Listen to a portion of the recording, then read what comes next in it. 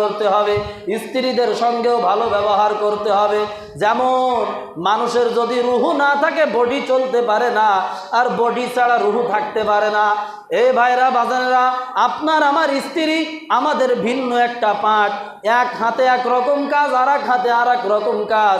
দুইটা হাত একসঙ্গে চললেই সঠিক মতো কাজ, ঠিক কিনা?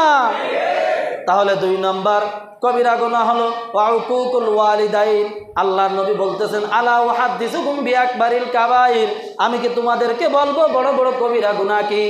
1 নম্বর আল ইশরাকু বিল্লাহ, 2 নম্বর ওয়াউকুকুল ওয়ালিদাইন। মা বাবার সঙ্গে ভালো ব্যবহার করো, স্বামীর সঙ্গে ভালো ব্যবহার করো, উস্তাদের সঙ্গে ভালো ব্যবহার করো, ইমামের সঙ্গে ভালো ব্যবহার করো, আলেমের সঙ্গে ভালো ব্যবহার করো, দাড়ি পাকা মুরব্বির সঙ্গে ভালো ব্যবহার করো, আল্লাহর ওলি নামাজির সঙ্গে ভালো ব্যবহার করো। কথা ঠিক কিনা? তাহলে এদের সঙ্গে ইনসাফ করা যাবে না, ইহসান করতে হবে। 3 নম্বর অদ্দিবার, অসময়ে নামাজ কাজা করা। 3 নম্বর কবিরা গুনাহ কি? অসময়ে নামাজ পড়া, নামাজ কাজা করা। এখন কি মাগরিবি রক্ত আছে? এখন কি নামাজের রক্ত আছে? মাগরিবি রক্ত নাই। কেউ যদি মাগরিব পড়ে, এই নামাজটাকে কি নামাজ বলে? কাজা নামাজ। আল্লাহর নবী তাও বলতেছেন অদ্দিবার কি? আয়াতিয়া বিসসালাতি হাত্তা তাফুতা ওয়াক্তুহু, নামাজের রক্ত পার হয়ে যাওয়ার পর ওই ওয়াক্তের নামাজকে কাজা করা। এটা কি ছোট গুনাহ না বড় গুনাহ? ছোট গুনাহ না বড় গুনাহ? জোরে বলেন। কবিরা গুনাহ, বড় গুনাহ।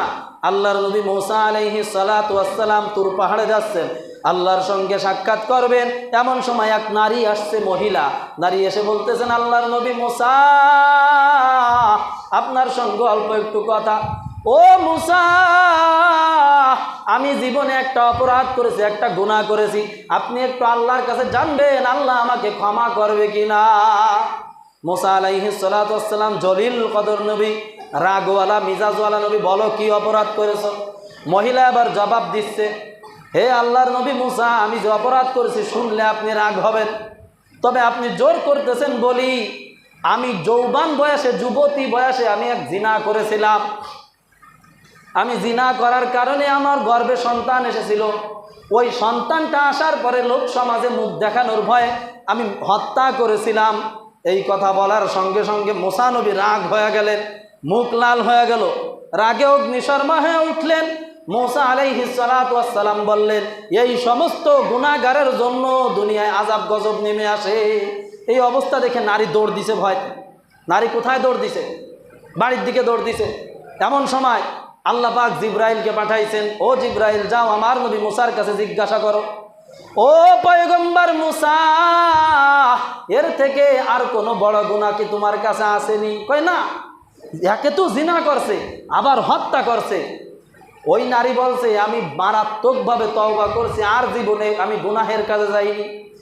এই কাজ করার পরে আমি এমন তওবা করছি, আর কোনোদিন গুনাহের কাজে যাই নাই। আল্লাহর নবীকে জিবরাইল আলাইহিস সালাম জানাইলেন, ও পয়গম্বর মুসা, আল্লাহ পাক জানিয়েছেন এক ওয়াক্ত নামাজ জেনে বুঝে ছেড়ে দিলেও ওর থেকে বেশি বড় গুনাহ। নাউজুবিল্লাহ পড়লেন না? আমরা তো আউজুবিল্লাহ কই মুনাকাত করতেছি, কত বড় নাউজুবিল্লাহ। আমরা তো কম ছাড়ি না নামাজ, নামাজ পড়ি না, ছাড়া তো পরের কথা। এই জন্য আল্লাহর নবী হাদিসের ভিতরে বলেন, মান তারাকাস সালাতা আমিদান আও মুতাআম্মিদান ফাকাদ কাফার, এক ওয়াক্ত নামাজ জেনে বুঝে যে ছেড়ে দিল, তার কাজটা কাফেরের কাজের মতো হয়ে গেল। কাফেরের কাজ আর তার কাজ সমান, কাফের বলা যাবে না। আমাদের মাযহাবের ইমামে আজম আবু হানিফা রাহমাতুল্লাহি আলাইহি বলেন, লোকটাকে কাফের বলিও না, বরং কাফেরের মতো কাজ তাই বলো। কারণ যদি কাফের বলে দাও তাহলে আর বিবাহ শাদী কারো থাকবে না, স্ত্রীর সঙ্গে স্বামীর, স্বামীর সঙ্গে স্ত্রীর, সব তালাক লেগে যাবে। কারণ ইমানদার আর বেঈমানের কি থাকে না? বিবাহ শাদী থাকে না। আল্লাহর নবী হাদিসের ভিতরে বলেন, এক ওয়াক্ত নামাজ জেনে বুঝে যে ব্যক্তি কাজা করলো, তার জন্য 1 হুকবা জাহান্নাম রেডি করা হলো। 1 হুকবা বরাবর 2,88,00,000 বছর জাহান্নাম। সহ্য করতে পারবা ভাই? সহ্য করতে পারবা? ও বাবারা, সহ্য করতে পারবানি? নামাজ কাজা করতেছো, নামাজ পড়তেছো না, কি জবাব দিবা আল্লাহর দরবারে? অথচ আল্লাহ বলেন সাহায্য যখন চাইবা ওয়াস্তাঈনু বিস-সাবরি ওয়াস-সালাহ ওয়া ইন্নাহা লাকাবীরাতুন ইল্লা আলাল খাশিঈন। তোমরা যখন সাহায্য চাইবা তখন নামাজের মাধ্যমে চাও, নামাজ পড়ো, সুন্দর করে 2 রাকাত নামাজ আদায় করে আল্লাহর কাছে দোয়া করো। আল্লাহ আবার এই কথা বলতেছেন ওয়া ইন্নাহা লাকাবীরাতুন, তাও অনেক বড়, ওয়া ইন্নাহা লাকাবীরাতুন ইল্লা আলাল খাশিঈন, কঠিন, অনেক কঠিন কাজ 2 রাকাত সঠিক নামাজ পড়া, 2 রাকাত সহিভাবে নামাজ পড়া কি কাজ? অনেক কঠিন কাজ। তাহলে ভাইরা আমার, নামাজ কাজা করা যাবে না, নামাজ ত্যাগ করা জিনার থেকেও বড় গুনাহ। কারণ একবার জিনা করলে 70,000 বছর জাহান্নাম। আর এক ওয়াক্ত নামাজ পড়ে নাই তা না, অসময়ে বিনা কারণে পড়ছে, এই পড়ার কারণেও 2,88,00,000 বছর জাহান্নাম।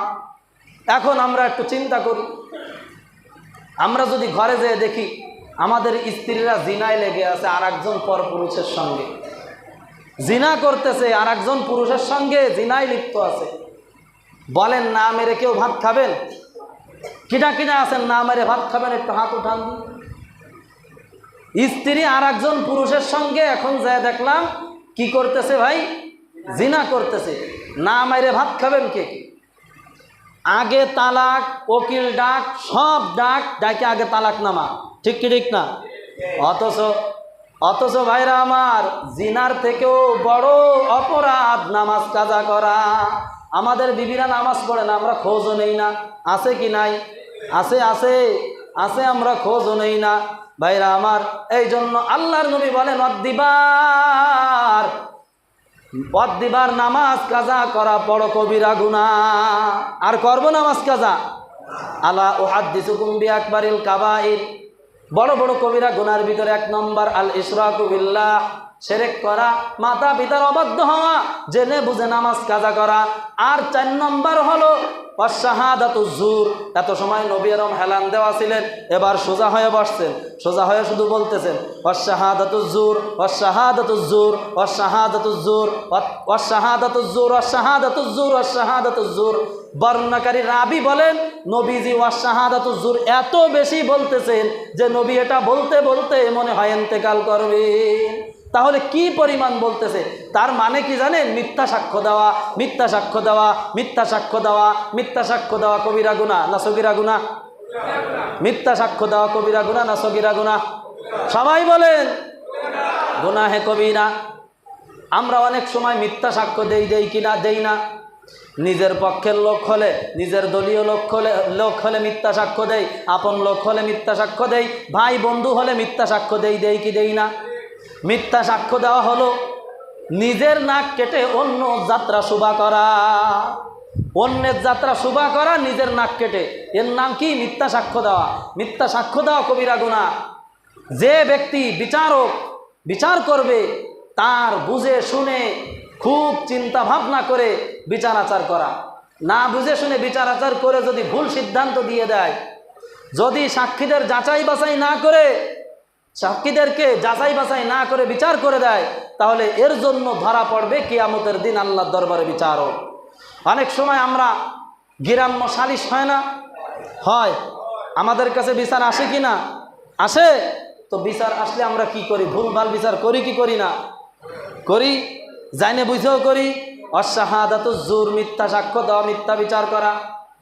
আল্লাহর নবীর সাহাবী হযরত ওমর ইবনুল খাত্তাবের দরবারে এক বালক আসছে, বলতেছেন আমিরুল মুমিনিন খলিফাতুল মুসলিমিন, মেহেরবানি করি আপনি একটু আমার মার সঙ্গে আমাকে সন্ধি করিয়া দেন।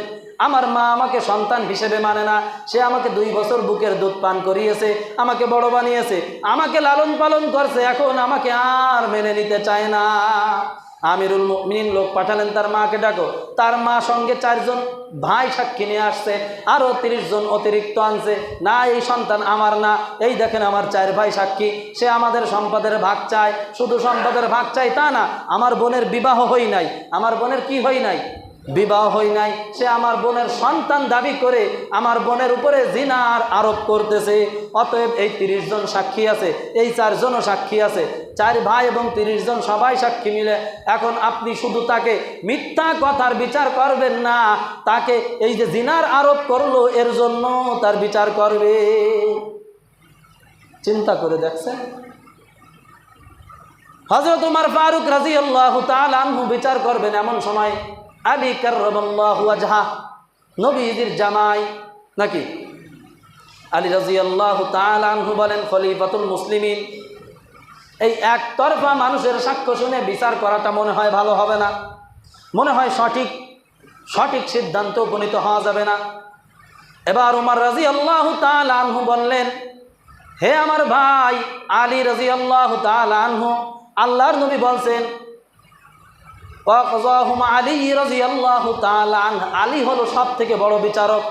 অতএব আপনি এই বিচারটা করবেন ভালো করে দেখভাল করে, আপনার যে বিচার আমারও সেই বিচার, আপনি যা বিচার করবেন আমারও তাই বিচার, আপনার রায় মানে আমার রায়। আলী রাদিয়াল্লাহু তাআলা আনহু সামনে আসলেন, আবার তাদের কাছে সব শুনলেন। 4 ভাই মেয়ের ওই মহিলার 4 ভাই সাক্ষ্য দিল, না না এই যুবককে আমরা চিনি না, সে আমাদেরকে মিথ্যা দাবিদার, আমাদের সম্পদ হটায় নিতে চায়। ওই 30 জন সাক্ষী দিল। এবার আলী রাদিয়াল্লাহু তাআলা আনহু সবাইকে উদ্দেশ্য করে প্রশ্ন করলেন, তোমরা সবাই শোনো, আমি এখন একটা রায় দেব, তোমরা সবাই রাজি কিনা? আমি এখন একটা কি দেব? রায় ঘোষণা করব, এতে কি তোমরা সবাই রাজি কিনা? এখন সন্তান মনে করতেছে আমি তো এখানে সাক্ষী প্রমাণ দেখাইতে পারি নাই, ওই যুবক ছেলে মনে করতেছে তাহলে রায় তো আমার বিপক্ষে যাবে, যদি আমি এখানে কথা বলি তাহলে মায়ের তো একটাও পিঠের নিচে পড়বে না। অতএব বলে দি হ্যাঁ আমি রাজি। কি বলছে? আমি রাজি। আর মহিলা চিন্তা করছে আমার তো অনেক সাক্ষী আছে, অনেক মানুষজন আছে, তাহলে আমিও বলি আমিও রাজি। 2 জনে যখন বলল রাজি, আলী রাদিয়াল্লাহু তাআলা আনহু বললেন, এই যুবকের সঙ্গে এই নারীকে আমি বিবাহ দিলাম। সুবহানাল্লাহ বলেন। বিচার এই হলো ইসলামের বিচার। এই কিসের বিচার? ইসলামের দৃষ্টান্ত। আলী রাদিয়াল্লাহু তাআলা আনহু পকেট থেকে টাকা বের করলেন, 400 দিরহাম বের করে দিয়ে বলল, হে যুবক, তোমার নিজের দেনমোহর হিসাবে উপরোক্ত মহিলাকে 400 দিরহাম দিয়ে দাও। এবার মহিলা বলতেছেন, আমাকে বাঁচান, গজব গজব গজব। আল্লাহর নবীর সাহাবী আলী রাদিয়াল্লাহু তাআলা আনহু বললেন, গজবের কি হলো? বিচার তো শেষ। বিচার কি শেষ? এবার নারী বলতেছেন, হে আল্লাহর নবীর সাহাবী, ওই সন্তান আমার সন্তান, মার সঙ্গে সন্তানের বিবাহ হতে পারে না। শুধু তাই না, কেমন বিচার বলতেছে, তোমাকে আমি আগামী যখন আমার সঙ্গে সাক্ষাৎ করবা তখন যেন আমি দেখি তোমার মাথার থেকে ফরজ গোসলের পানি টপ টপ করে পড়তেছে। তার মানে মিলিত না হয়ে তুমি আমার কাছে আসবা না। কত কঠিন বিচার, বুঝতে হবে। তাহলে মিথ্যা সাক্ষী কেন দিলে? ভাইরা বলতেছে, এর স্বামী মারা যাওয়ার কারণে এখন ওই বোনকে টানতে আমাদের কষ্ট হয়, এর সঙ্গে আবার ভাইগনা বিপদের উপরে মহা বিপদ হয় না? এরকম বোন তো বিপদ, ভাগ্নে বিপদের উপরে মহা বিপদ। তাদেরকে এই মিথ্যা সাক্ষ্য দেওয়ার কারণে বিচার করা হলো। 30 জনকে জিজ্ঞাসা করা হলো, তোমরা 30 জন মিথ্যা বললে কেন? বলল, আমরা টাকার লোভে আমাদেরকে টাকা দিয়ে ভাড়া করে আনছে। এরকম কি আমাদের দেশে নাই? আছে আছে। তাহলে এই সাক্ষ্যগুলো কবিরা গুনাহ না সগীরা গুনাহ? হ্যাঁ। তাহলে আল্লাহ পাক রব্বুল আলামিন নবীর মাধ্যমে জানালেন, 4 নম্বর হলো আশ-শাহাদাতু যুর, মিথ্যা সাক্ষ্য দেওয়া যাবে না। আমার মিথ্যা সাক্ষ্যর কারণে এক নির্দোষ ব্যক্তি দোষী হয়ে বিপদে পড়তেছে, এটা কি ঠিক? অন্যায় না? এজন্য আমরা কেউ মিথ্যা সাক্ষ্য দেব না। তাহলে আল্লাহর নবী বললেন, আলা উহাদ্দিসুকুম বিআকবারিল কাবাইর, বড় বড় কবিরা গুনাহ। 1 নম্বর হলো আল ইশরাকু বিল্লাহ, 2 নম্বর উকুকুল ওয়ালিদাইন, 3 নম্বর ওয়াদ্দিবার, 4 নম্বর ওয়াশ-শাহাদাতু যুর। এই 4টা বড় বড় কবিরা গুনাহ থেকে আমরা বাঁচব তো? বাঁচব সবাই ইনশাআল্লাহ। নারায়ে তাকবীর। এই 4টা কবিরা গুনাহ থেকে যদি আমরা বেঁচে থাকি তাহলে আমাদের জীবন ধন্য হয়ে যাবে। কথা ঠিক কি ঠিক না? যে কথা বলতেছিলাম ভাইরা, আগেই বলছিলাম বয়ানের ভিতরে পেঁয়াজ গোছ চলবে। ওই যে শুরুতে বলছিলাম মুনাফিকের আলামত কয়টা? মুনাফিকের আলামত 3টা, অন্য একটা কিতাবে আসছে আর একটা, মোট মিলে 4টা। 1 নম্বর হলো ইদা হাদ্দাসা কাযাবা, 2 নম্বর হলো ইদা ওয়াদা আখলাফা। মুনাফিকের দ্বিতীয় আলামত ওয়াদা করে ভঙ্গ করে, ওয়াদা করে ভঙ্গ করে, ওয়াদা করে ভঙ্গ করে। আছে না নাই?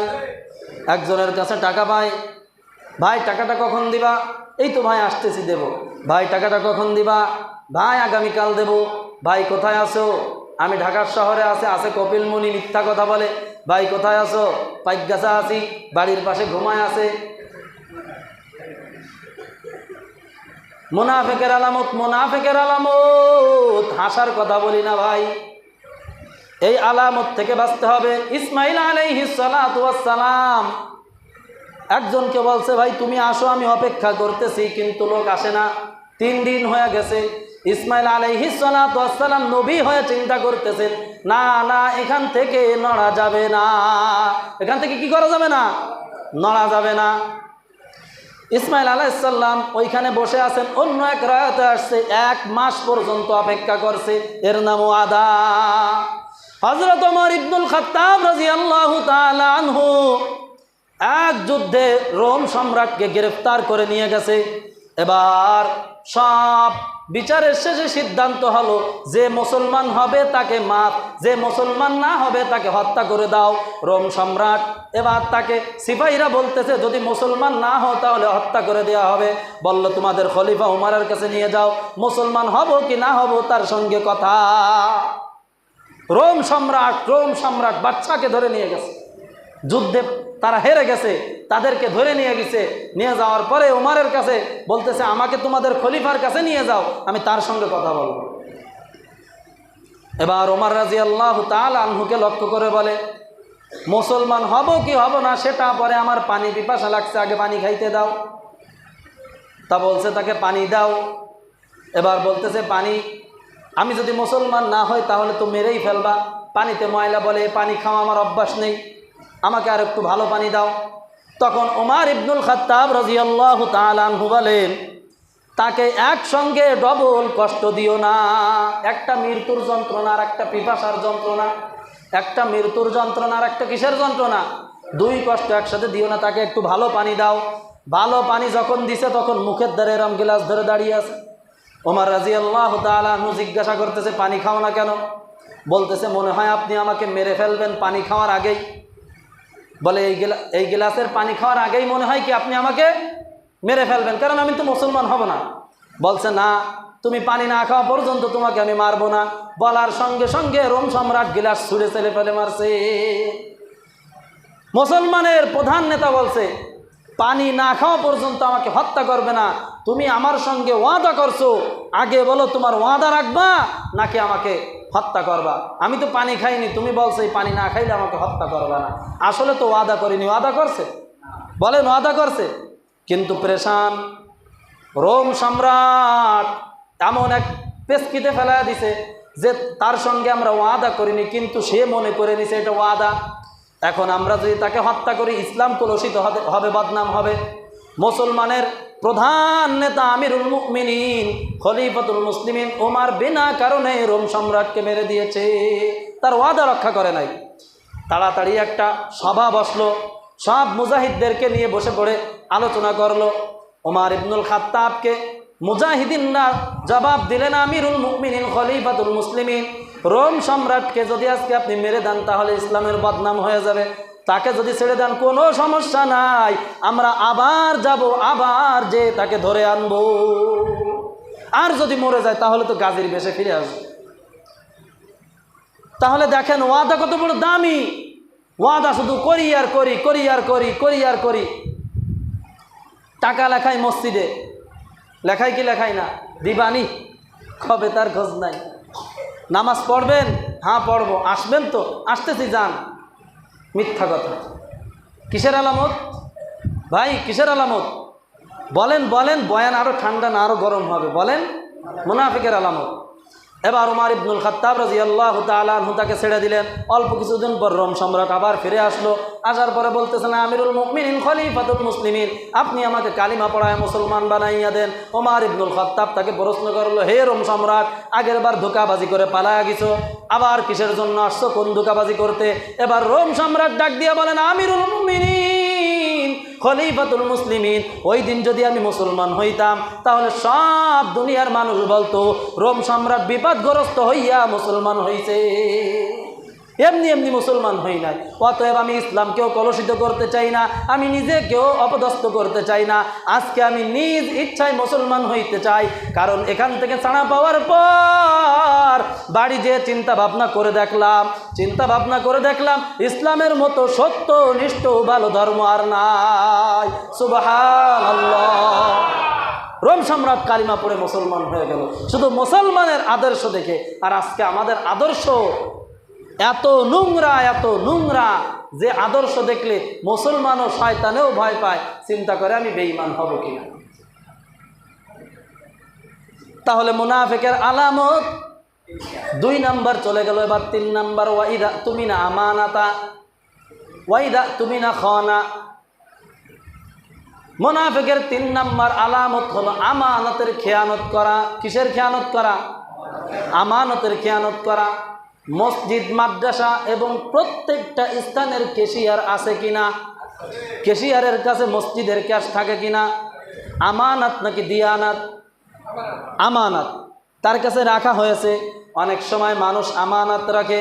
আমার নবী এত বড় বিশ্বস্ত ছিলেন, যার কারণে তার নাম দেওয়া হয়েছে আল আমিন, বিশ্বাসী। সবাই আমানত রাখতো। হিজরতের সময়ও নবীদের কাছে অনেক কাফেরদের মাল সম্পদ আমানত গচ্ছিত ছিল। হিজরতের পর হজরত আবু বকরের মাধ্যমে সবার মাল সম্পদ ফেরত দিয়ে দিয়েছে। এই ছিল আমার নবীর আদর্শ। অথচ আমাদের কাছে কারোর যদি 10 টাকা রাখে, চিন্তা করি এই 10 টাকা খরচ করি, আমার গাটিতে তো 10 টাকা আছে, এটা দিয়ে দিবানে, করি কি করি না? আমানতের খেয়ানত। অনেক সময় দেখা যায় এই মসজিদ ক্যাশিয়ারে যারা থাকে বা মাদ্রাসা ক্যাশিয়ারে যারা থাকে, ওই ক্যাশের টাকা খরচ করে, আবার ওইখানে টাকা পুরোয় রাখে।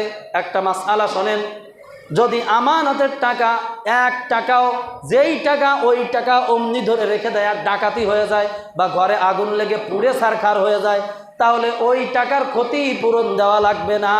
তবে যদি ওখান থেকে কিছু নেয়, কিছু রাখে, কিছু খরচ করে, এমন হয়, তাহলে পুরো টাকার ক্ষতিপূরণ তাকে দেওয়া লাগবে। বুঝতে পারছেন আমানত কত বড় জিনিস? তাহলে 3 নম্বর মুনাফিকের আলামত হলো আমানতের খেয়ানত করা। 4 নম্বর মুনাফিকের আলামত হলো যখন রাগ হয়ে যায়, গ্যাঞ্জাম করে, ওয়া ইযা খাসামা ফাজারা, তখন মুখ থেকে গালিগালাজ করে। আপনারা বলেন খেড়া গায়, কি গায়? খেড়া গায়। এই খেড়া গাওয়া কি? মুনাফিকের আলামত। যখন মুনাফিক রাগ হয়ে যায় তখন কি করে? গালিগালাজ করে, মুখ খারাপ করে, মানুষের সঙ্গে খেড়া গাইতে থাকে। তাহলে এই মুনাফিকের আলামত থেকে বাঁচতে হবে কি হবে না? আমি বয়ানের শেষের দিকে চলে যাব, অনেক লম্বা সময় হয়েছে, আর দীর্ঘায়িত করবো না। আমরা তাহলে এইখানে 2, 3, 4, 5 জিনিস বুঝলাম। 1 নম্বরে হলো মুনাফিক কয় প্রকার? 4 প্রকার পাইলাম, ঠিক না? আর এই মুনাফিক দিক ধরতে যে কবিরা গুনাহ পাইলাম 4 প্রকার, তার ভিতরে আচরণ পাইলাম 3 প্রকার। কথা বুঝছেন? কি কি আচরণ? ইহসান, ইনসাফ আর জুলুম। এখন আমরা সেই বয়ানের গোড়ায় চলে যাব। ফাযাক্কির ইন্না ফাতিজ যিকরা, আল্লাহ পাক কেন বললেন? ওই মুমিন লোকের বাড়ির পাশে ওই মুনাফিক লোকটার বাড়ি খেজুর গাছ। মুনাফিকের আরেকটা আলামত হলো দিনের কাজকে প্রাধান্য না দিয়ে দুনিয়ার কাজকে প্রাধান্য দেয় বেশি। এবার নবী সাল্লাল্লাহু আলাইহি ওয়া আলিহি ওয়াসাল্লামের কাছে আসছেন। নবী সাল্লাল্লাহু আলাইহি ওয়া আলিহি ওয়াসাল্লাম বেশিরভাগ সালিসি বিচার করতেন। সালিসি বিচার বুঝছেন? গ্রাম্য বিচার, যেটা আমরা বলি মত বিনিময় করে মিটিয়ে নাও। এই 2 জন মারামারি করছে, তাহলে মিলিয়ে দাও। আর একটা বিচার আছে যেটা হলো আইনি বিচার। আইনি বিচার কঠিন হয়। আইনি বিচার কি হয়? কঠিন হয়। আইনি বিচার খুবই কঠিন হয়। আমাদের অনেক ভাইরা আছে, দেখবেন মুনাফিকের আলামতের ভিতরে তাদের আলামতের মেশে এখন ওই মুনাফিক আর মুমিন ব্যক্তিকে আল্লাহর নবী ডাকছে, তোমরা আসো। আল্লাহর নবী মুনাফিক লোকটাকে বলতেছে, ভাই দেখো তোমার ভাই মুমিন ব্যক্তি, সে তো তার সন্তানদেরকে নিষেধ করে, অথচ তার বাচ্চাগুলো ছোট ছোট কথা বললে শোনে না। সকালবেলা ওই মুনাফিকের লোকটার খেজুর গাছের মাথা বেঁকাইয়ে মুমিন লোকটার বাড়ির ভিতরে চলে গেছে। আমাদের এই সমাজে এরম লোক অনেক বেশি। আইলের গোড়ায় লাগাইছিল এক আঙ্গুলের মতো একটা গাছ, 2 বছর 5 বছর পরে গাছটা 5 কাঠা জমি ঢেকে দিছে, আছে কি না? ওই গাছের পাতায় জমির ফসল নষ্ট হয় কি হয় না? এ লোকটার কাজ আর ওই লোকটার কাজের ভিতরে পার্থক্য আসেনি। বাড়ির কানা ঘেঁষে লাগায়, পানি যা পড়ে আর একজনের বাড়ির মধ্যে পড়ে। বাড়ির কানা ঘেঁষে গাছ লাগায়, আর একজনের টিনের চালে পানি পড়ে নষ্ট হয়। বাড়ির কানা ঘেঁষে গাছ লাগায়, আর একজনের বাড়ির ভিতরে রোদ দরকার, রোদ পায় না, ছায়া পড়ে, আছে কি না? এই সমস্ত ত্রুটিপূর্ণ কাজ করার কারণে সমাজে যত গণ্ডগোল, যত মারামারি, কাটাকাটি, রাহাজানি, কথা বলেন ঠিক কিনা? ঠিক না? তাহলে আমরা এগুলো করবো তো বেশি বেশি করবো না? সচেতন মুসল্লি আলহামদুলিল্লাহ, আলহামদুলিল্লাহ, কেউ আমরা এই সমস্ত কাজ করবো না।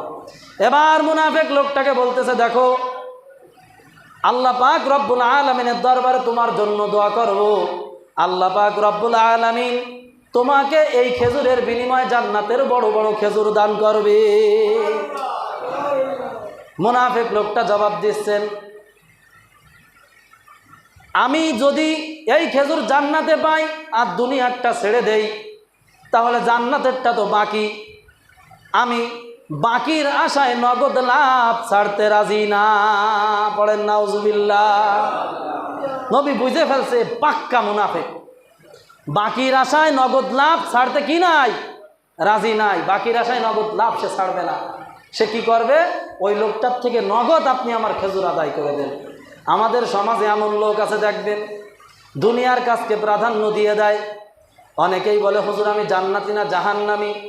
ভাই আপনার কাছেই প্রশ্ন রাখলাম, আপনি চিন্তা করে দেখেন আপনি জান্নাতি না জাহান্নামী।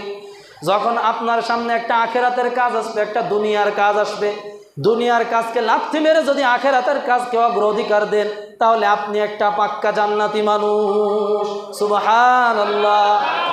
আর আপনি যদি দুনিয়ার কাজকে প্রাধান্য দিয়ে আখেরাতের কাজকে আঁকড়ে ধরেন, তাহলে নিশ্চয় আপনি একজন জাহান্নামী, এতে কোনো সন্দেহ নাই। ঠিক কি ঠিক না? এই লোকের ভিতরে আর ওই মুনাফিকের ভিতরে কোনো পার্থক্য আছে? আল্লাহ পাক রব্বুল আলামিন এজন্য বলেন, ইন্নাল মুনাফিকিনা ফিদ-দারকিল আসফালি মিনান নার।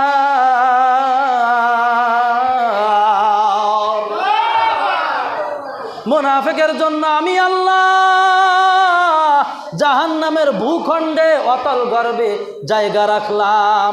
মুশরিক বেঈমানের কথাও বলেন নাই, মুনাফিক ইসলামের যত ক্ষতি করে এত ক্ষতি কোনো মুশরিকও করে না। কারণ মুনাফিক আমার মতন টুপি লাগায়, মুনাফিক আমার মতন দাড়ি রাখে, আমার মতন জুব্বা লাগায়, আমার মতন পাগড়ি লাগায়, লাগাইয়া লাগাইয়া সমাজের ভিতরে বিভ্রান্তি সৃষ্টি করে। ঠিক কিনা? এই জন্য আল্লাহ বলেন, ইন্নাল মুনাফিকিনা ফিদ-দারকিল আসফালি মিনান নার। মুনাফিকের জন্য আমি আল্লাহ রাখলাম জাহান্নামের অতল গভীর। ভাইরা আমার, অনেক সময় দেখা যায় আমরা দুনিয়ার কাজকে প্রাধান্য দিই। আমাদের দোকান আছে, আমাদের কাজকর্ম আছে, আমাদের বাড়ি আছে, গাড়ি আছে, সব আছে। মসজিদে আযান হয়, হাইয়া আলাস সালাহ, নামাজের জন্য তাড়াতাড়ি আসো, হাইয়া আলাল ফালাহ, কল্যাণের দিকে আসো। আরে ভাই, চোখ দুইটা বন্ধ করে একটু কল্পনা করো, এত জোরের মাইক লাগাইয়া তোমাকে ডাক দেওয়া হয়, এরপরে তোমার কানের ভিতরে ঢোকে না, অথচ তোমার বন্ধু ফোন দিল, ফোনের রিংটোন আসতে বাজে, অনেক সময় ভাইব্রেশন হয়, সঙ্গে সঙ্গে কানের কাছে ধরো, কে বন্ধু, সঙ্গে সঙ্গে জবাব দিলা, আমার আল্লাহর পক্ষ থেকেও ডাক হয়, আরে বান্দা আয়, নামাজের জন্য চলে আয়, অথচ এত জোরের আওয়াজ তোমার কানে ঢুকে না। আমার আল্লাহর সঙ্গে গাদ্দারি ছাড়া আর কিছুই না। ঠিক কিনা? তাহলে দেখা যায় 10 মিনিট দোকানটা বন্ধ করে রাখলে 10 জন কাস্টমার আসলে বেচা কিনা বন্ধ হয়ে যাবে।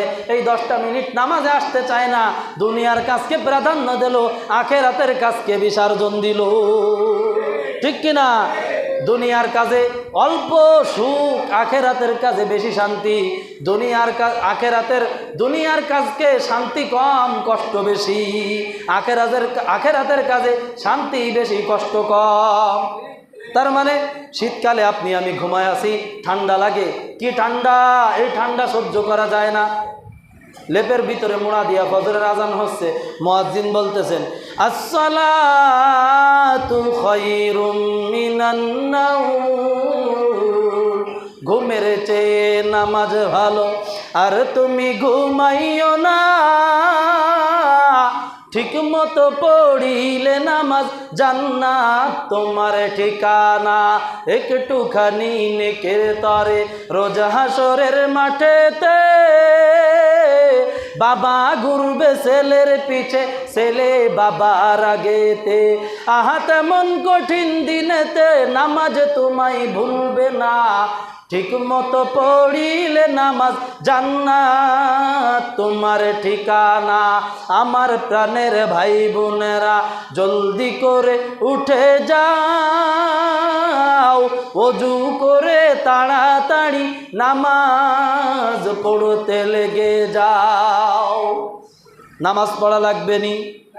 আজান শুনে থাকো যারা বিছানায়, তাদের জন্য কান্দেন নবী মদিনায়। আজান শুনে থাকো যারা বিছানায়, তাদের জন্য কান্দেন নবী মদিনায়। সেই নবীর জন্যে কি মায়া লাগে না? হায়রে উম্মত নামাজ কেনে পড়ো না? নামাজ পড়া লাগবে নি? সবাই বলেন লাগবে নি? তাহলে দুনিয়ার কাজে শান্তি কম, শাস্তি বেশি। আখেরাতের কাজে শাস্তি কম, শান্তি বেশি। ফজরের সময় ঘুমায় আছেন, ঠান্ডার সময় উঠতে মনে চায় না, ঠান্ডা পানি দিয়ে ওযু বানাইতে চায় না। সর্বোচ্চ আমাদের থেকে আমরা তো যে সময় উঠি 5টায় বা 6টায়, আপনি বড় জোর 9টা পর্যন্ত ঘুমায় কয় ঘন্টা বেশি ঘুমালেন? এই কয়জন বসলেন? কি হবে জোরে বয়ান করে একটু বলেন না, কয় ঘন্টা বেশি ঘুমালেন? ফজরের সময় আমরা উঠি 6টায়, আপনি উঠলেন 9 ঘন্টা, 9টায় কয় ঘন্টা বেশি ঘুমালেন? 3 ঘন্টা। সুখ কি পরিমাণ পাইলেন? 3 ঘন্টা ঘুম। এই 3 ঘন্টা ঘুমে আপনার যে সুখ হয়েছে, বলে ওই 1 ওয়াক্ত নামাজের জন্য যদি তুমি পরে পড়িয়াও নাও, তাহলে তোমাকে 2,88,00,000 বছর জ্বালাইবে। তার মানে তুমি সুখ কম করলে শাস্তি বেশি বানাইলে। ঠিক কিনা? আর যদি তুমি কষ্ট করো, কতটুকু কষ্ট দেখো, একটু ঠান্ডা পানি ওযু বানাইতে হাত অবাস হয়ে আসে, শীত লাগে, তারপরেও গায়ের ভিতরে খুব কষ্ট, সোয়েটার গায়ে দিয়েছে, এবার শান্তি লাগে। ফজরের নামাজে এসে যখন দাঁড়িয়েছ, তোমার দেহের যেমন খোরাক আছে, রুহেরও তেমন খোরাক আছে। রুহুর অন্তর খুলে গেছে, কান দ্বারা তেলাওয়াত শুনতেছে, আলহামদুলিল্লাহি রাব্বিল আলামিন আর রহমানির রহিম। অন্তর শান্তি পায় কি পায় না? শুধু পায় না, জীবনের শুরু থেকে মরা পর্যন্ত সূরা ফাতিহা শুনে শুনে কানের ভিতরে অশান্তি লাগাইতে পারবা না। লাগবে না, লাগবে না, লাগবে না। এটাই কোরআনের সব থেকে বড় মুআজিজা। ভাইরা আমার, যে কথা বলতেছিলাম, আল্লাহর নবী, মনে আছে তো? মনে আছে কি? হ্যাঁ, এই তো খেয়াল আছে। সালিসি বিচার করতেছেন। সালিসি বিচার করার জন্য যখন বসিয়েছেন, তখন ওই ব্যক্তি বলতেছে, আমি বাকির আশায় নগদ লাভ ছাড়তে রাজি না। আল্লাহর নবী বুঝে গেছেন যে সে আমার পিছনে নামাজ পড়তে পারে, সে যুদ্ধে যাইতে পারে, সে দান সদকা পড়তে পারে, সে যাকাত দিতে পারে, সে রোজা রাখতে পারে, সে সব কিছু করতে পারে, কিন্তু আখিরাতের কাজে বিসর্জন দিল, এর মতন একটা পাক্কা মুনাফিক আর হতে পারে না। এবার আল্লাহর নবী চিন্তা করলেন, না, একে আর আমি নসিহত করব না, একে আমি আর কি করব না, নসিহত করব না। তখন আল্লাহ পাক রব্বুল আলামিন বললেন, ওয়াযাক্কির, আল্লাহর নবী সাল্লাল্লাহু, আল্লাহ পাক রব্বুল আলামিন বললেন, সূরার যে আয়াতটা তেলাওয়াত করেছিলাম, যে হে নবী আপনি উপদেশ দেন, উপদেশ মানুষের জন্য উপকারী, আপনি ওয়াজ নসিহত করেন, এটা উপকারী। ফাযাক্কির ইন্না ফাতিজ যিকরা, ফাযাক্কির ইন্না ফাতিজ যিকরা, নবী আপনি ওয়াজ করেন, ওয়াজ উপকারী বস্তু। ওয়াজ কিভাবে উপকারী বস্তু, আমি আর একটা ঘটনা সামনে আগায় বয়ান শেষ করে দেব। এই বাংলাদেশের ভিতর একজন ডাকাত ছিল, মুমতাজ ডাকাত। এই মুমতাজ ডাকাত সন্ধ্যার সময় ডাকাতি করার জন্য বের হয়েছে। এবার শুনতেছে বরিশাল চরমনায় মাহফিল হচ্ছে, বয়ান চলতেছে। চরমনায় তখন মরহুম সৈয়দ ফজলুল করিম রহমাতুল্লাহি আলাইহি বয়ান করতেছেন, ও সুদখোরের দল, ঘুষখোরের দল, বেনামাজি বাবারা আমার, আসো আসো আসো বাবা, যদি তোমার পা ধরা লাগে, এই লক্ষ লক্ষ মানুষের ভিতরে পা ধরবো, এরপরও বাবা নামাজ ছাড়িও না, রোজা ছাড়িও না, পর্দা ছাড়িও না, আয় আয়, যদি তোর পা ধরাও লাগে, আমি লক্ষ লক্ষ মানুষের ভিতরে পা ধরবো। এভাবে বয়ান করতো। বয়ানের ভিতরে একটা মায়াবী টান ছিল। এই বয়ান যে শুনতো তার অন্তর পরিবর্তন ঘটত। মুমতাজ ডাকাত সন্ধ্যার সময় ডাকাতি করার জন্য বের হয়েছে। এবার চিন্তা করতেছে যে আমি এত সকালে সকালে কেন ডাকাতি করতে যাব, এখন যে চরমনার ময়দানে বসে বয়ান শুনি, রাত যখন গভীর হয় তখন আমি ডাকাতি করতে বের হব। এবার আল্লাহর বান্দা আস্তে আস্তে গিয়ে এক কোনায় মাঠের ভিতরে বসছে। মাঠের ভিতরে অনেকগুলো পুকুর আছে, এখন একটা পুকুর। এবার আল্লাহর বান্দা সৈয়দ ফজলুল করিম রহমাতুল্লাহ আলাইহি বয়ান করতেছে, জাহান্নামীদের এই শাস্তি, বেনামাজির এই শাস্তি, চুরির এই শাস্তি, ডাকাতির এই শাস্তি, ডাকাতি করলে মানুষের মাল মেরে নিলে বিভিন্ন রকম শাস্তির কথা যখন বলতেছে, মুমতাজ ডাকাত বিকট চিৎকার দিয়া পুকুরের মধ্যে লাফ দিয়া পড়ছে। ঠান্ডার সময়, আশ্বিনে শীত, মারাত্মক শীতের ভিতরেও পুকুরে লাফাইয়া ঝাঁপাইতেছে, ঘুরতেছে। বয়ান যতক্ষণ শেষ হয় না, মুমতাজের পানির ভিতরেও ঘোরা শেষ হয় না। ঘুরতে এক সময় মুমতাজ বয়ানও শেষ, লাফ দিয়া উঠছে। মুরিদরা যারা আছে তারাও কেউ ধরে না, দেখতে চায় পাগলাই করে কি। আল্লাহর বান্দা মুমতাজ ডাকাত দৌড়ায় যায় স্টেজের সামনে ভুট হয়ে পড়ছে, হুজুরে জড়ায় ধরছে, হুজুর আমি আপনার বয়ানে আসি নাই, আপনার বয়ান আমাকে টানিয়ে আনছে। আপনি এতক্ষণ যত ওয়াজ করছেন সব ওয়াজগুলো আমি মুমতাজের পক্ষেই করছেন। আমি মুমতাজ এমন কোনো গুনাহ করি নাই। আমি জিনার গুনাহ করছি, আমি সুদ খেয়েছি, আমি মানুষের মাল সম্পদ লুণ্ঠন করেছি, আমি হারাম কাজ করেছি, আমি ডাকাতি করেছি, আমি চুরি করেছি, আমি রাহাজানি করেছি, আমি বেপরদায় চলেছি। আমার মতন গুনাহগার কেউ নাই। ও হুজুর একটু জানাইয়া দেন, আল্লাহর ওলি আমাকে আল্লাহ মাফ করবেনি। হাউমাউ করে কাঁদতেছে। আল্লাহর ওলি ডাক দিয়া বলেন, বাবা দামো, তোমাকে তো আমি চিনিও না, জানিও না, কে তুমি, পরিচয় দাও। বলে আমি মুমতাজ ডাকাত, আমার কাজ ডাকাতি করা। এখন আমি আপনার বয়ানে, আল্লাহ পাক টানিয়ে আনছে আপনার বয়ানের মাধ্যমে, আমি ভালো হইতে চাই। আল্লাহর ওলি বলে, বাবা যাও, গেটের কাছে যে দেখবা বাবা জানের লেখা কিতাব আছে, কবরের আযাব সত্য দেখি না কেন, এই কিতাবটা নিয়ে বাড়ি যেয়ে পড়বা, আর সকাল সন্ধ্যা জিকির করবা, জিকির ছাড়বা না। মুমতাজ ডাকাত এই চিন্তা ফিকির নিয়ে এবার বাড়ির দিকে রওনা হয়েছে। বাড়ির দিকে যে এবার দুই স্ত্রীদেরকে ডাক দিয়া বলতেছে, ও স্ত্রী আমার, এতদিন যা খাইতে চেয়েছো তাই খাওয়াইছি, ভালো মন্দ খাওয়াইছি, এতদিন ভালো পোশাক ভালো পরতে দিতে পারছি। এখন আমি চরমনায় মরহুম আল্লাহর কুতুবের কাছে যে আমি সব গুনার কাজ ছেড়ে দিয়ে দেওয়ার তওবা করে আসছি।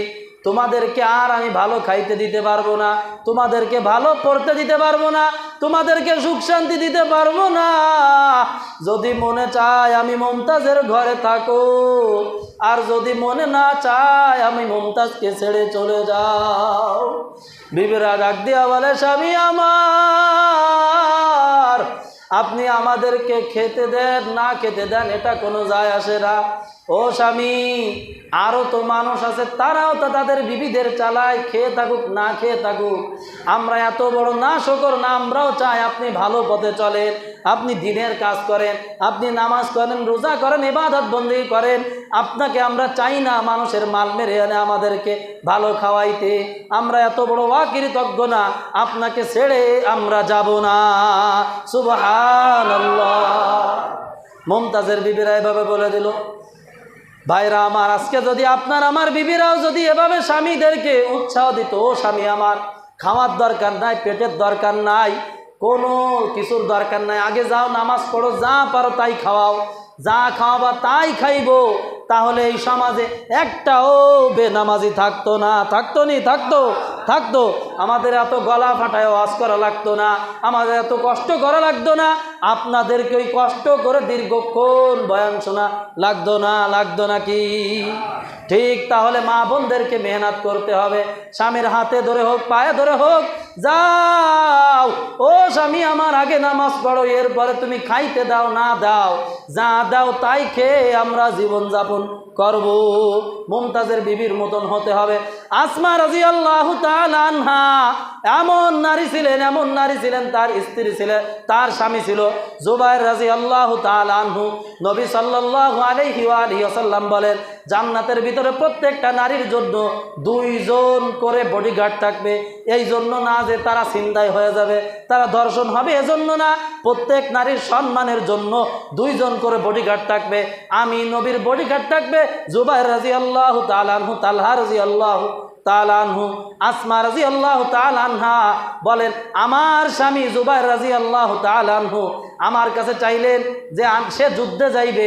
আসমা রাদিয়াল্লাহু তাআলা আনহা বললেন, যান স্বামী যান, আপনার আমার কোনো খেদমত করা লাগবে না, আপনি যুদ্ধের ময়দানে যুদ্ধ করতে থাকেন, একটার পর একটা যুদ্ধ করে, একটার পর একটা যুদ্ধ করে, বাড়ির দিকে খোঁজ খবর নেওয়ার সময় নাই।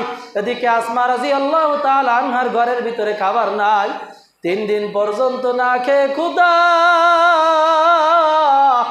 ক্ষুধায় কাতর হইয়াছে। তাদের স্ত্রীরাও স্ত্রী, আমাদের স্ত্রীরাও স্ত্রী।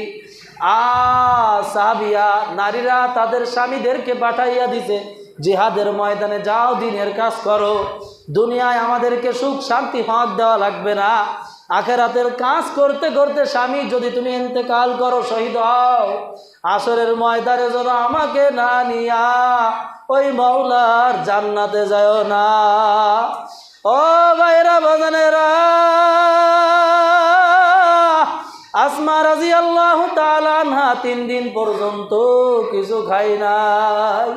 3 দিন পর্যন্ত না খাওয়ার কারণে পাশের বাড়ি ইহুদি গোশ রান্না করতেছে, ভুনা গোশের ঘেরান নাকে আসতেছে।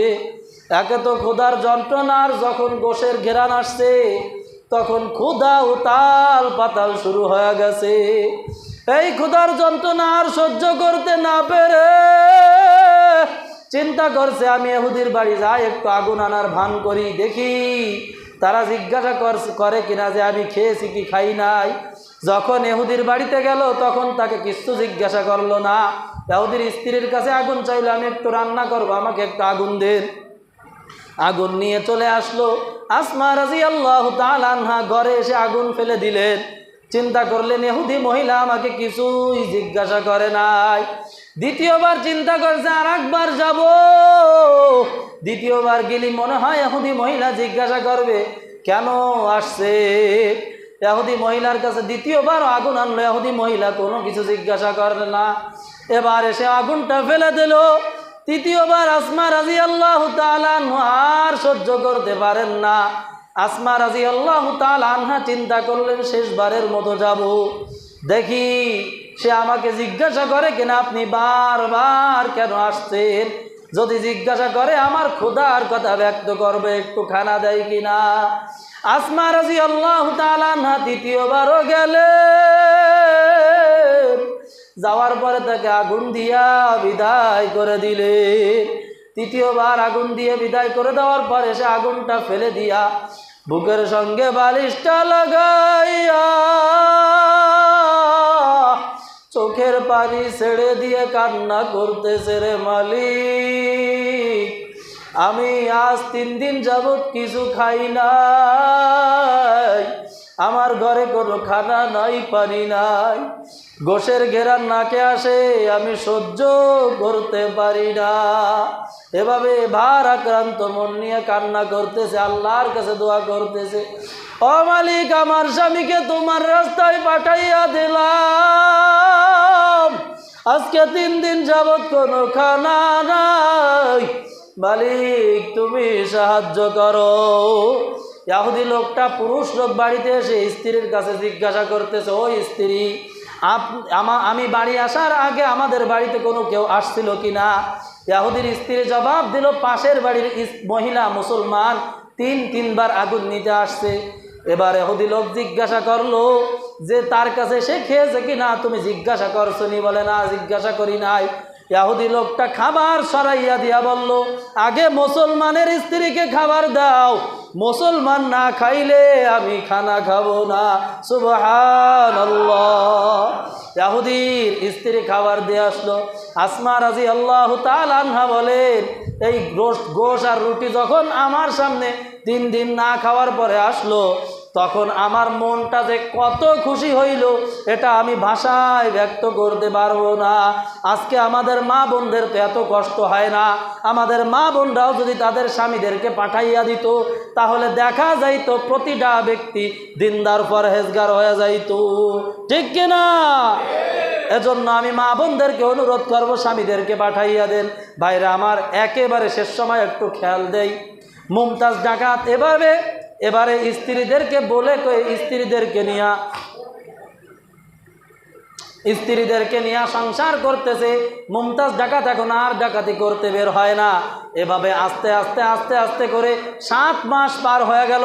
7 মাস পরে মুমতাজ ডাকাত দেখে তার বাড়ির পাশে পুলিশ আর সিপাহী হাজির হয়ে গেছে। সকালে মুমতাজ ডাকাত জিকির করে, লা ইলাহা ইল্লাল্লাহ, লা ইলাহা ইল্লাল্লাহ। এভাবে জিকির করতে করতে করতে এক পর্যায়ে মুমতাজ ডাকাত 7 মাস অতিবাহিত করলো। পুলিশ আসে, মুমতাজ ডাকাতের হাতে হ্যান্ডকাপ লাগায় নিয়ে গেছে। বলে, কি হয়েছে বলেন? বলে, আগে থানায় চলো, তারপরে বুঝবা পিটা দিলে কি হয়েছে। ভাই একেবারে সংক্ষিপ্ত 2-3 মিনিট লাগবে, শেষ করব। 2-3 মিনিট আলোচনাটা শেষ করে। হ্যাঁ, তাহলে এবার মুমতাজ ডাকাতকে থানায় ধরে নিয়ে গেছে। থানায় ধরে নিয়ে যাওয়ার পর মুমতাজ ডাকাত ডাক দিয়ে বলতেছে, স্যার কি হয়েছে একটু কি বলা যাবে? বলতেছে, রাতে ডাকাতি করিস আর দিনে বেলা মসজিদে বসে পড়ি আল্লাহ আল্লাহ জিকির দিস, ফাজলামি পাইছিস তাই না? মুমতাজ ডাকাতকে এভাবে ধমকাইতেছে। বলতেছে, স্যার ঠিক আছে, আমি ডাকাতি করছি মেনে নিলাম, তবে আপনার বিচার কি বলেন? বলে, তোকে তো 1 নম্বর আসামি বানাইছে। বলছে, থানার ভিতরে নিয়ে যাও, সেলের ভিতরে নিয়ে যাও, জেল না সেল যেখানে পিটা দেয়। বলছে, স্যার আমাকে 5টা মিনিট সময় দেবেননি, আমি 2 রাকাত নামাজ আদায় করি। 2 রাকাত নামাজ আদায় করলো। নামাজ আদায় করার পরে বলে, আর ভণ্ডামি করিস না, দাঁড়া, তোকে এখনই শায়েস্তা করা হবে, সব তোর জবান দিয়া বের হবে। বলে, স্যার আমাকে আরো একটু সময় দেন। গায়ের থেকে জামাটা খুললো, মুখে মাথার থেকে টুপিটা খুললো, পাগড়ি দ্বারা দাড়িটাকে বেঁধে নিল। এবার পুলিশ জিজ্ঞাসা করলো, কিরে ডাকাত, আমি জীবনে তো বহুত ডাকাত দেখছি, তোর মতো ডাকাত দেখি নাই।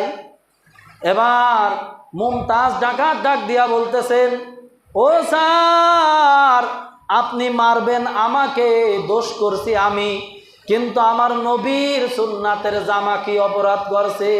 যখন আপনি মারবেন আমার নবীর সুন্নাত জামায় লাগবে, এটা আমি সহ্য করতে পারবো না। ও স্যার, যখন আপনি মারবেন আর টুপির পরে আঘাত দিয়া বলবেন, টুপি ফেলায় দিবেন, বলে ভণ্ড বলে টুপি ফেলে দেবে, আমি মুমতাজ সহ্য করতে পারবো না। এ টুপি তো আমার না, এ টুপি মদিনাওয়ালার। ও ও স্যার, যখন দাড়ি ধরে টান মারবেন আমি সহ্য করতে পারবো না, কারণ এটা তো আমার না, এটা তো মদিনার নবী। এবার পুলিশ বিপদে পড়ে গেল। না না, এই ব্যক্তি তো ডাকাত হইতে পারে না, যার ভিতরে এত আল্লাহর ভয় আছে, যার ভিতরে এত তাকওয়া আছে, যার ভিতরে এত পরিমাণ আল্লাহ ভীতি আছে, সে তো কোনো দিন অপরাধ করতে পারে না। এবার যে ব্যক্তি কেস করছে, ডাকাতের প্রথম আসামি বানিয়েছে, সেই ব্যক্তি আবার হাজী সাহেবকে ডাক দিয়েছে, হাজী সাহেব এদিকে আসেন, দেখেন আপনি যেই ব্যক্তির নামে কেস করছেন, দেখেন এ কি সেই কিনা। এখন 7 মাস যাবৎ তারে দেখে না, লম্বা দাড়ি, লম্বা পাগড়ি, লম্বা জামা। বলে না না, আমি যার নামে কেস করছি এইটা তো সেই মুমতাজ না। সুবহানাল্লাহ। মুমতাজ বলে, স্যার পুলিশ বলতেছে আল্লাহর ওলি ক্ষমা করে দেবেন, মেহেরবানি করে আপনাকে ধরে আনছি, আমরা বুঝতে পারি নাই, আপনি আমাদেরকে মাফ করে দিয়েন। বলতেছে, বাবা আমার কাছে মাফ চাওয়ার কিছু নাই, আমি যেই ব্যক্তির কাছে যে ভালো হয়েছি সেইখানে যাও। আজকে 7 মাস যাবৎ পূর্ব আকাশ থেকে কখন সূর্য ওঠে আমি দেখতে পাই না। তাহলে ওয়াজ নসিহাতে লাভ আছে কিনা? আছে, আছে। ফাযাক্কির ইন্না ফাতির যিকরা। এ নবী আপনি ওয়াজ করেন, ওয়াজ উপকারী বস্তু, ঠিক কিনা? ওয়াজ উপকারী বস্তু কি বস্তু না? সায়াযাক্কারু মান ইয়াখশা। আল্লাহ বলেন যারা আমি আল্লাহকে ভয় করে তারা ওয়াজ নসিহাত শোনে। আল্লাহ পাক রব্বুল আলামিন বলেন ওয়া ইয়াতাজান্নাবুহাল আশকা। যারা বেভোর, যারা অবাধ্য, তারা পাশ কাটায় চলে যায়। অনেক ব্যক্তি বলে ওয়াজ নসিহাতে যায়, কি লাভ আছে কি নাই? দেখেন এই যে ওয়াজ উপকারী বস্তু, এই 2 ঘন্টা ধরে ওয়াজ করলাম, 2 ঘন্টা বা 1.5 ঘন্টা যাই বলেন ওয়াজ করার পরে এখন যদি দেখি কালকে ফজরে লোক 2 জন কমে গেছে, তা কষ্ট লাগবে কি লাগবে না? বলে লাগবে। এই কষ্ট করে ওয়াজ নসিহাত করার পরে আপনারা যদি নামাজ কালাম না পড়েন, এতে আমাদেরও কষ্ট লাগবে, যারা আয়োজন করছে, যে আল্লাহ এত কষ্ট করে আয়োজন করলাম অথচ আমাকে মুসল্লি বাড়লো না, কষ্ট লাগবে কি লাগবে না? ভাইরা আমার, এজন্য আল্লাহ বলতেছেন যারা খারাপ মানুষ, যাদের কপাল পুড়ে গেছে, যাদের আর ভালো হওয়ার সুযোগ নাই, তারা ওয়াজ নসিহাত হতে লাগে ওই পাশতে আবডালতে যায় কি যায় না, এক ধরনের লোক আছে কি না? তাই আল্লাহ বলতেছেন ওয়ায়াতাজান্নাবুহাল আশকা আল্লাযী ইয়াসলান নারুল কুবরা। তাদের জন্য আছে প্রজ্বলিত আগুন, সুম্মা লা ইয়ামুতু ফিহা ওয়া লা ইয়াহইয়া। তারা সেখানে মরবেও না, বাঁচবেও না।